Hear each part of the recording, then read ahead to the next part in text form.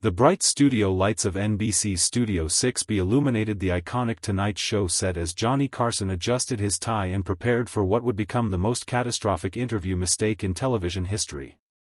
October 17, 1985. Al Pacino sat in the guest chair, wearing a simple dark suit, his hands folded calmly in his lap as he listened to Carson's opening monologue wrap up. At 45, Al was at the height of his fame following Scarface, but he'd never appeared on The Tonight Show before, an omission that Carson had personally corrected by insisting his producers book the intense actor for what he assumed would be harmless entertainment. But what happened in the next 23 minutes wouldn't just end Carson's reputation as television's sharpest interviewer, it would destroy the careers of everyone who enabled what came next. The Tonight Show was American television royalty, watched by 12 million people nightly, hosted by a man whose approval could make careers and whose dismissal could end them. Carson had ruled late-night television for 23 years, his Nebraska charm and razor-sharp wit making him the undisputed king of American entertainment. When Johnny Carson made a joke, America laughed. When he expressed disapproval, careers died quietly in the darkness of professional exile. But tonight, Carson would discover that some subjects couldn't be reduced to punchlines without consequences. Our next guest, Carson announced to the live studio audience and millions of television viewers, is one of Hollywood's most intense actors. You know him from The Godfather, Serpico, and his latest film, Scarface. Please welcome Al Pacino.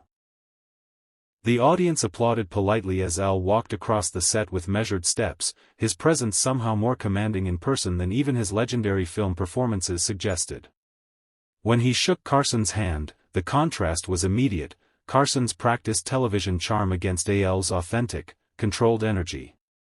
"Al, great to have you on the show," Carson said, settling behind his desk with the comfortable confidence of someone who'd conducted over 5,000 interviews. "I have to ask. I've been watching your work for years, and there's something I'm curious about."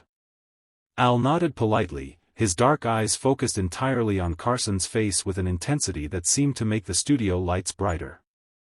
"This method acting thing," Carson continued, his tone carrying the slight condescension that television personalities often used when discussing subjects they considered pretentious. "I hear you really get into character." "Like, really into character?" The studio audience chuckled, recognizing Carson's setup for what was clearly going to be a gentle ribbing of Hollywood excess. "I prepare thoroughly for my roles," Al replied carefully, his voice carrying the controlled power that had made him famous but none of the defensive edge that guests usually displayed when Carson began his dissection. "Oh, I'm sure you do," Carson said with mock seriousness. "I heard that for Serpico, you actually rode around with real police officers. And for Scarface, you spent time with, well, let's just say some very unsavory characters."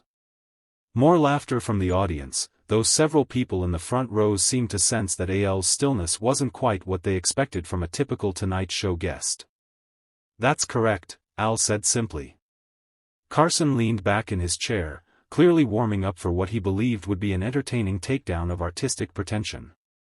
"Now, Al, I have to ask. And please don't take this the wrong way, but don't you think all that method acting stuff is just a little bit much?" The question hung in the air like smoke from a gun that hadn't been fired yet.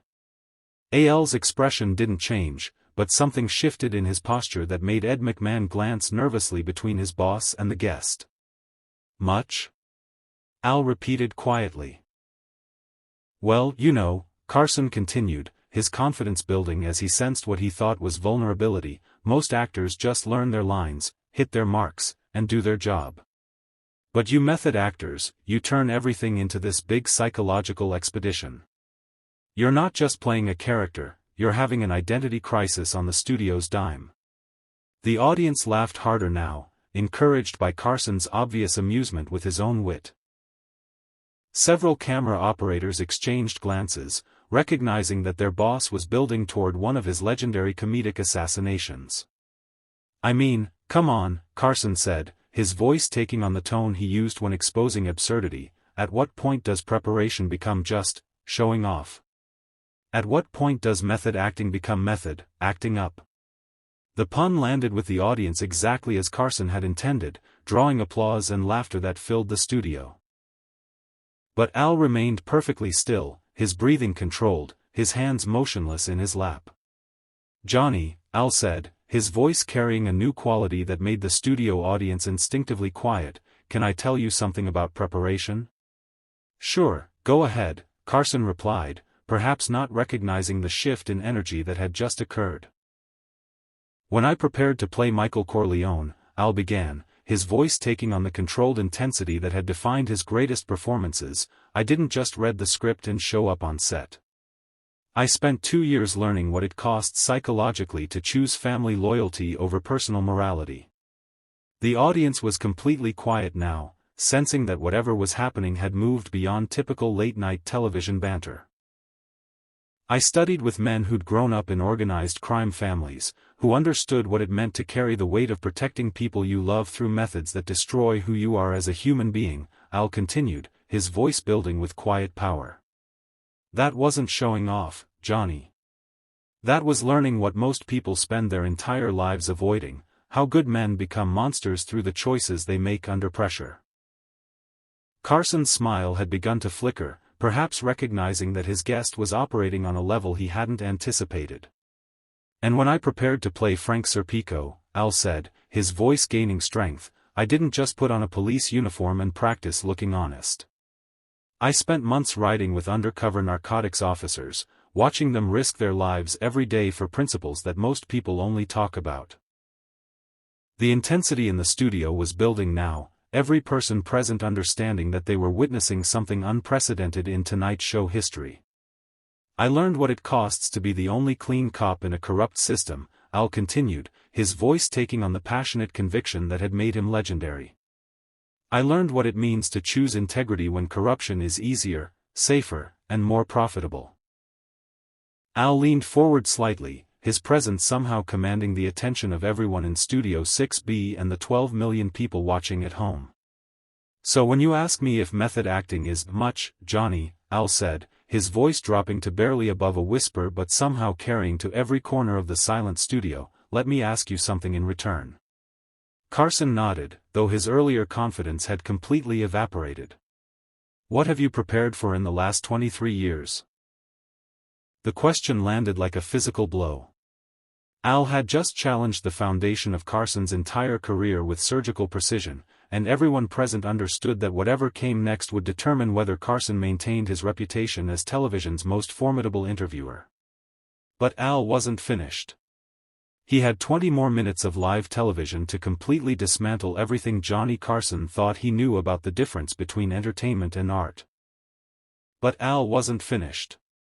He had 20 more minutes of live television to completely dismantle everything Johnny Carson thought he knew about the difference between entertainment and art.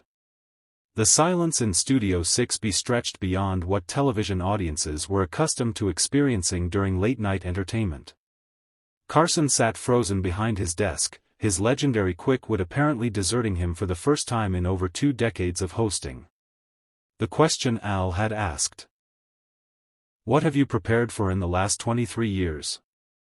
hung in the air like an indictment waiting for a response that wasn't coming. Carson began, then stopped, perhaps recognizing that any answer he gave would only make his situation worse. Al remained perfectly still in the guest chair, his dark eyes never leaving Carson's face, his breathing controlled, his presence somehow filling the entire studio despite saying nothing at all. "You see, Johnny," Al finally continued, his voice taking on the tone of someone delivering a lesson rather than participating in an interview, "preparation isn't about showing off. It's about respect. Respect for the audience who pays to see authentic human experience, and respect for the subjects whose lives you're portraying." The camera stayed locked on Al's face, capturing every subtle shift in expression as he systematically dismantled Carson's entire approach to entertainment. "When I spent 2 years preparing Michael Corleone, I wasn't indulging in artistic vanity," Al said, his voice gaining strength with each word. "I was honoring every man who's ever had to choose between family loyalty and personal conscience. Every father who's sacrificed his own moral clarity to protect his children. Carson managed to find his voice. Al, I think you're taking this a little too seriously. Too seriously? Al interrupted, his voice carrying such quiet authority that Carson immediately fell silent again. Johnny, do you know what I learned from riding with narcotics officers for Frank Serpico? Carson shook his head, clearly hoping the question was rhetorical. I learned that every night, real police officers risk their lives to protect people they've never met, Al said, his voice building with passionate intensity. I learned that some of them get shot at, threatened, and ostracized by their own colleagues for refusing to compromise their principles. Al leaned forward in his chair, his movement so controlled yet commanding that several audience members actually leaned back despite being 20 feet away. And you want to know what's really much, Johnny? Al asked, his voice taking on an edge that made everyone in the studio suddenly more alert. What's really excessive and self-indulgent? Carson waited, clearly afraid to respond. Sitting behind a desk for 23 years, making jokes about subjects you've never studied, dismissing the work of people who risk their psychological stability to create authentic human experiences, and calling that preparation. The devastation was complete, but Al was just getting started. He had 15 more minutes of live television to finish what Carson had started.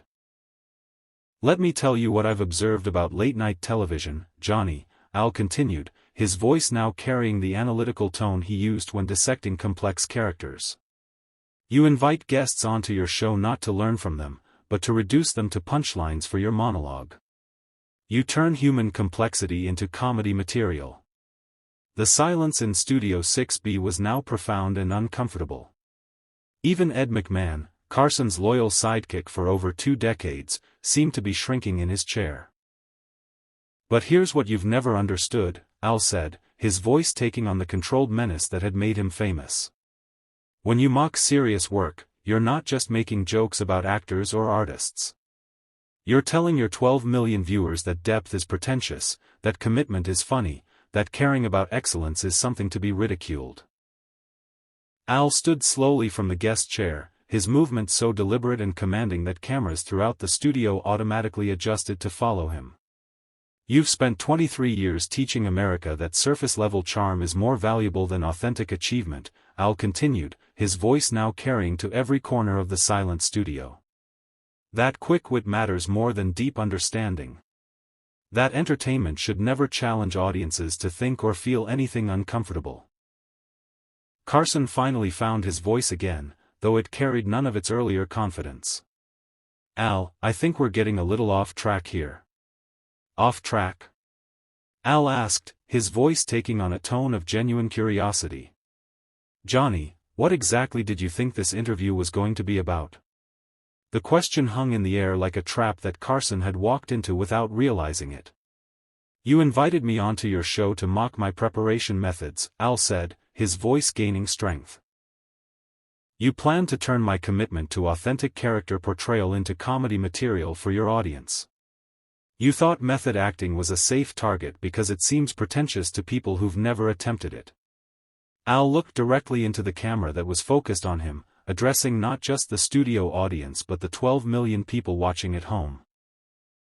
But what you've really done tonight, Johnny, is demonstrate the difference between someone who performs for a living and someone who creates for a living, Al said, his voice carrying absolute conviction.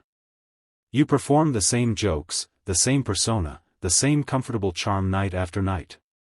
I create new human beings, exploring parts of the human experience that most people never have to face.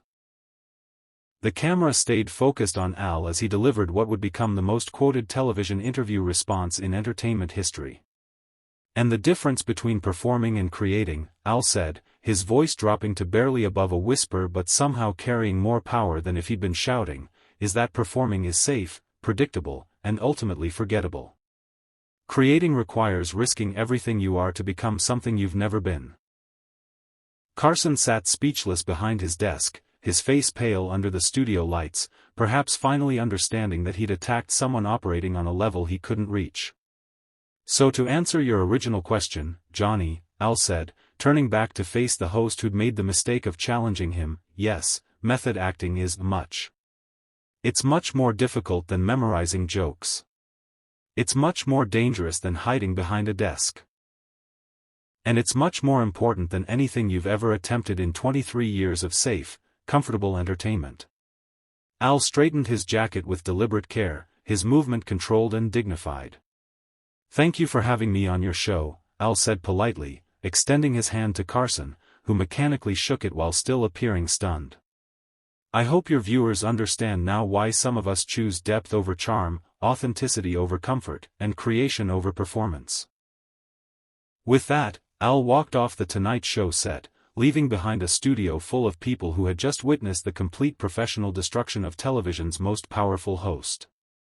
The remaining 12 minutes of the show were filled with Carson attempting to recover his composure through forced jokes and awkward transitions, but everyone present understood that something fundamental had shifted. The king of late-night television had been exposed as intellectually unprepared for serious discussion, and 12 million people had watched it happen in real time. Word of the interview spread through Hollywood within hours. By the next morning, every entertainment journalist was reporting on the Tonight Show massacre, the night Al Pacino had systematically dismantled Johnny Carson's approach to celebrity interviews and, by extension, his entire philosophy of entertainment.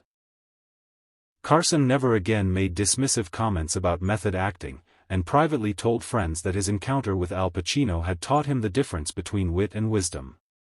His subsequent interviews became notably more respectful and substantive, though he never fully recovered the casual confidence that had defined his earlier career. The Tonight Show's ratings began to decline within weeks, as audiences recognized that they'd witnessed Carson's limitations exposed by someone operating on a completely different level of intellectual and artistic commitment. 3 producers and 2 writers were quietly let go within a month, industry insiders noting that Carson needed scapegoats for the interview that had revealed his own inadequacies rather than his guests'. Years later, when entertainment historians studied the decline of Carson's cultural influence, Al's appearance would be cited as the turning point, the moment when America's most powerful television host discovered that some subjects couldn't be reduced to comedy without consequences. Al never spoke publicly about the interview, but his subsequent career choices suggested that the encounter had reinforced his commitment to choosing substance over popularity, depth over charm, and authentic artistic achievement over comfortable entertainment. The interview became required viewing in film schools and journalism programs, studied as both a masterclass in defending artistic integrity and a cautionary tale about the dangers of intellectual arrogance disguised as entertainment. Johnny Carson had invited Al Pacino onto his show expecting to create comedy material. Instead, he'd provided Al with a platform to demonstrate why serious artists earn respect through preparation, commitment, and the willingness to risk everything for authentic human truth.